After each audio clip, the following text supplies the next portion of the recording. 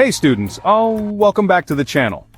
Today I'm diving into one of the most exciting Class 11 chemistry topics, nuclear chemistry and radioactivity. Stick around till the end, I promise these concepts will be crystal clear.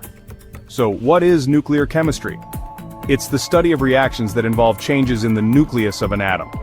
Unlike regular chemistry, which messes with electrons, nuclear chemistry is all about protons and neutrons deep inside the nucleus. These nuclear reactions release huge amounts of energy. That's why they power nuclear plants and yes, atomic bombs too. Remember, focus on the nucleus.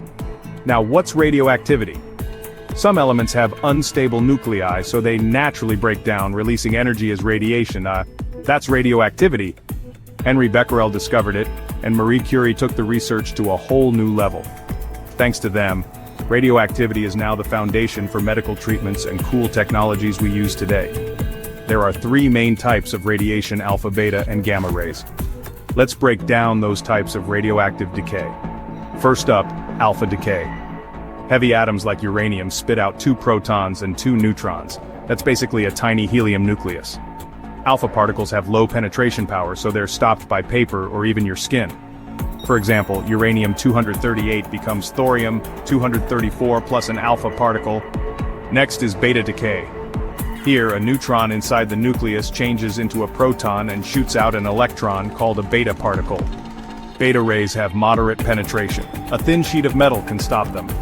Carbon-14 turning into nitrogen-14 plus a beta particle is a classic example. Last is gamma decay. This is just the nucleus releasing energy. No particles are shot out. Gamma rays have super high penetration power. You'll need thick lead to block them. Think of it like an excited nucleus chilling out and releasing that extra energy as a gamma ray. Let's talk about half-life. Half-life is the time it takes for half of a radioactive substance to decay. If a sample has a half-life of 5 years, after 5 years only half is left. Start with 100 grams. In 5 years you've got 50 grams, in 10 years 25 grams, and in 15 years just 12.5 grams. It's all about exponential decay. So where is radioactivity used in real life?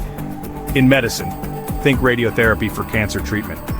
In archaeology, carbon dating helps figure out the age of ancient things. In power generation, nuclear reactors use it to create massive energy. And in industry, gamma rays help check if welds are solid and safe. And that's a quick look at nuclear chemistry and radioactivity. Not too tough, right? If you've got questions, drop them in the comments below.